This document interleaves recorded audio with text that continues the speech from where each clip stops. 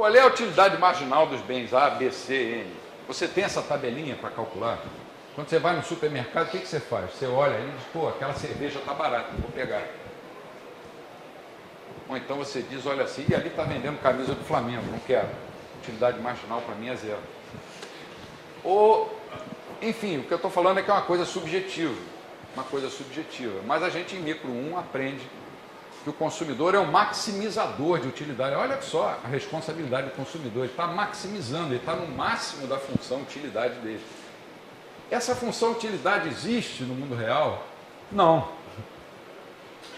Se eu perguntar a alguém aqui, qual a sua função utilidade? Alguém vai dizer, esse professor ficou maluco. Qual a função utilidade de um consumidor normal? Ninguém sabe, nem ele sabe. Depende das circunstâncias de tempo, de lugar e das avaliações subjetivas que ele faz. Mas lá na micro 2, né, depois de estudar a teoria do consumidor, você vai estudar a chamada teoria da firma, no segundo semestre. E no terceiro estuda equilíbrio geral.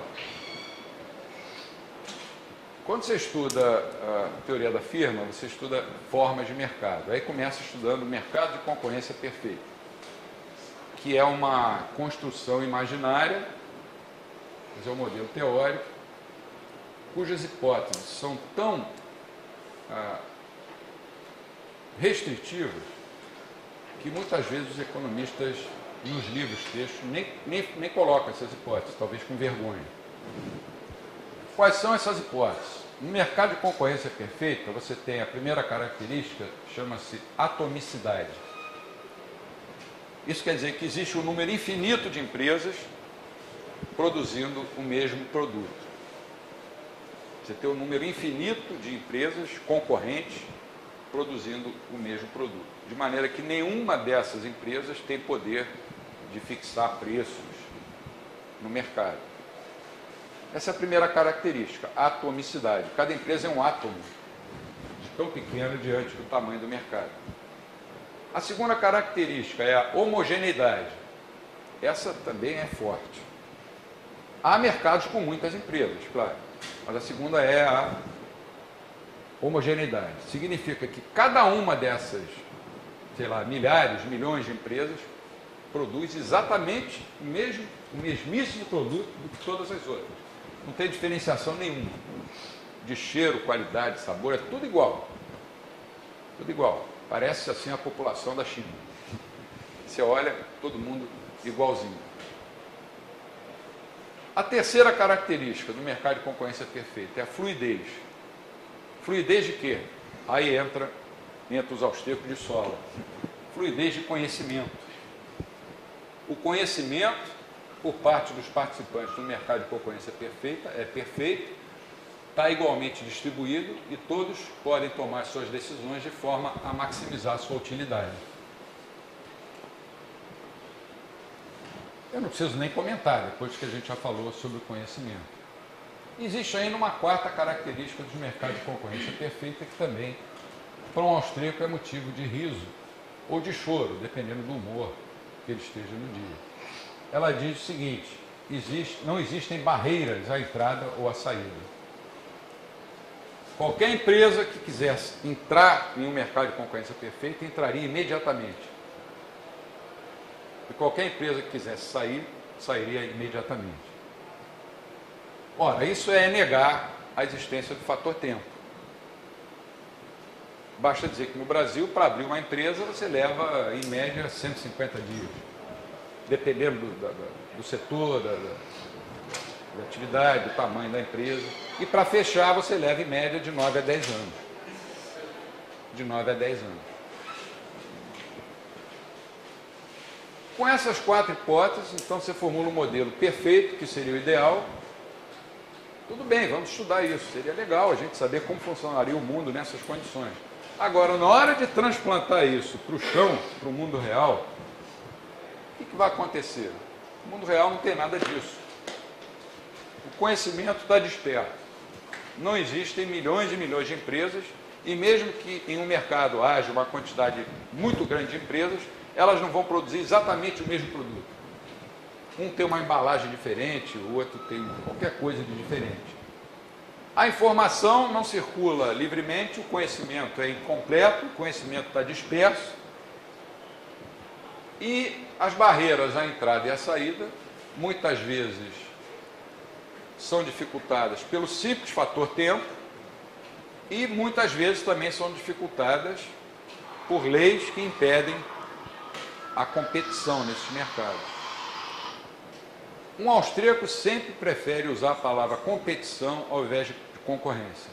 Porque concorrência dá a ideia de concorrência perfeita. E competição tem uma conotação diferente.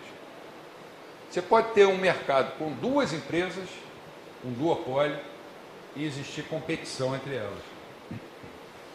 E pode ter um mercado com 100 empresas e não existir competição.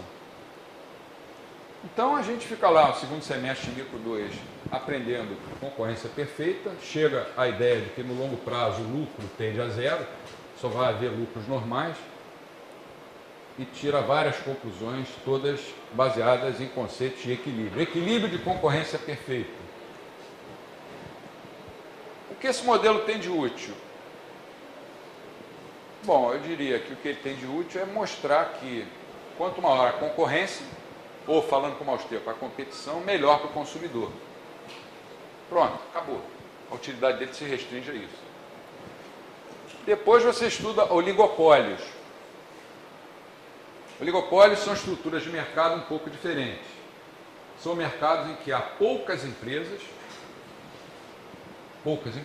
esse poucas aí é relativo. Se forem duas, será um duopólio, mas poucas empresas produzindo, teoricamente, o mesmo produto. No mundo real, produtos semelhantes. Por exemplo, a indústria de montadoras, que produzem automóveis. Mas tem diferenciação de produto. Você compra um carro da Fiat, é diferente de um carro da Ford, da Volkswagen, da GM, etc. Algumas pessoas criticam os economistas neoclássicos liberais, dizendo que eles só pensam no mundo de concorrência perfeita, quando o mundo de hoje, cada vez mais, é formado por grandes oligopólios. O que é verdade. Mas aí entra um austríaco e diz, vocês dois estão errados. Apesar do mundo hoje ter uma tendência à concentração maior de empresas, o neoclássico está errado porque estuda equilíbrio de concorrência perfeita. E o não neoclássico, o keynesiano, o marxista, ou o nome que vocês queiram dar, estuda equilíbrio de oligopólio. Não existe equilíbrio de oligopólio, como não existe equilíbrio de concorrência perfeita. Não existe equilíbrio no mundo real.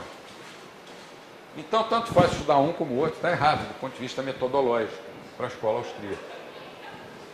Depois você estuda a competição monopolista ou monopolística, que é um mercado tipo assim, Rua da Alfândega, Saara, ali no centro do Rio, você tem uma quantidade enorme de produtos parecidos, mas com uma certa diferença entre eles. E estuda equilíbrio e competição monopolística. A única diferença em relação à concorrência perfeita é que tem diferenciação entre os produtos. Diferenças. E aí vale a pena investir em propaganda, em publicidade, em marketing. Se você no mercado de concorrência perfeita estiver fazendo propaganda do seu produto, você não está usando a inteligência, você está fazendo propaganda ao mesmo tempo dos produtos de todos os seus competidores, o que não vai ser bom para você. Já em concorrência monopolista, não, você tenta dizer que o sabonete que você pratica é o melhor sabonete do mundo, porque a Dercy Gonçalves passou 100 anos usando aquele sabonete e viveu 100 anos. Enfim, eles são muito criativos nessa área de marketing. E depois você vai estudar monopólio. Monopólio não está dizendo uma empresa produzindo um único produto. Mas estudar equilíbrio de monopólio, que também não existe no mundo real. O que os austríacos têm a dizer sobre monopólios? Em geral, monopólios são ruins, comparados com regimes onde há competição. Porque se você só tem uma empresa produzindo, em geral, o consumidor vai sair perdendo, porque vai pagar um preço maior por um bem cuja qualidade geralmente poderia ser melhor.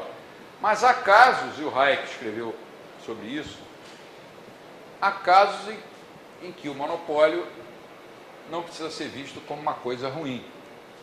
Por exemplo, se você tem competição em um mercado e, por ser mais eficiente do que os seus competidores, um determinado produtor chega à condição de monopolista, vamos bater palmas para ele. Ótimo, parabéns. Não tem nada de errado com o monopólio, porque se ele foi mais eficiente, ele conseguiu atender melhor aos consumidores. Os outros fecharam. Mas esse monopolista, ele sempre vai ter que ficar sujeito a que potencialmente novos competidores possam surgir. Se ele tiver a certeza de que ele vai ser o monopolista dali para frente, ele vai descansar e não vai ter mais essa preocupação, essa obrigação de atender o consumidor. E se a gente observar na prática, muitos dos monopólios que existem no mundo são monopólios legais. São monopólios que são instituídos por leis. Geralmente, empresas estatais detêm o monopólio que foi obtido por uma lei. Podem ser empresas privadas também. O problema é que quando o monopólio é imposto pelo Estado. E sábado eu estava lendo um artigo do Hans Hermann Hoppe, em que ele define o Estado como uma quadrilha organizada. Se nós pensarmos bem e trouxermos para o mundo real, nós vamos ver que nós não precisamos assim ser tão radicais, mas pelo menos nós vamos perceber que isso tem alguma coisa de verdade. Por quê? Pela própria estrutura do Estado. Uma empresa, um empresário, a última coisa que ele quer ver na vida dele, um competidor, um concorrente. Isso faz parte da nossa natureza. Em tudo que a gente fizer. Até quando você vai, num banco, você chega no banco e diz assim, tem um cara lá na fila, que chato, seria bom se não tivesse ninguém, entrasse direto no guichê. Você vê aquele cara como um competidor. Quando você vai fazer uma prova, em 1000 situações da vida, a última coisa que você quer ter é um competidor. Eu conheço um economista muito famoso no Brasil, que foi dono de uma faculdade também muito famosa, formado em Chicago, então um defensor ardoroso na época do livre mercado, que em uma ocasião ele demitiu um dos diretores, por uma questão boba, e esse diretor que saiu, que é um sujeito brilhante, resolveu criar cursos para competir com os cursos dessa instituição. E esse economista famoso, eu vi na minha presença, estava eu e mais 2 pessoas, ele deu um soco na mesa e falou, competição só no mercado dos outros. Nós temos que telefonar para o ministro tal e impedir que ele abra o curso lá no tal lugar. E era um defensor do livre mercado. Se você está começando a namorar uma menina e alguém passa e olha para ela, você já também não gosta. Foi um competidor potencial. Ou vice-versa. Isso faz parte da natureza humana. Então, o monopólio é uma coisa ruim? Mas por que ninguém reclama do monopólio de emissão da moeda do Estado? Porque é do Estado? O Estado é um Deus? Ele pode ter o monopólio da emissão de moeda? Quem garante que ele vai cuidar disso melhor do que se fosse uma empresa ou empresas privadas emitindo moeda? O que acontece? Aí lembrando da frase do Hans Hermann Hoppe, uma quadrilha organizada. Um empresário que não gosta de competição, ele vai reunir todas as forças dele, criativas, né? Ele geralmente é um empreendedor, vai desviar a atenção dele do negócio dele, que é atender bem ao consumidor, para tentar fazer um lobby para conquistar um setor do Estado e se manter os seus privilégios, se manter como monopolista.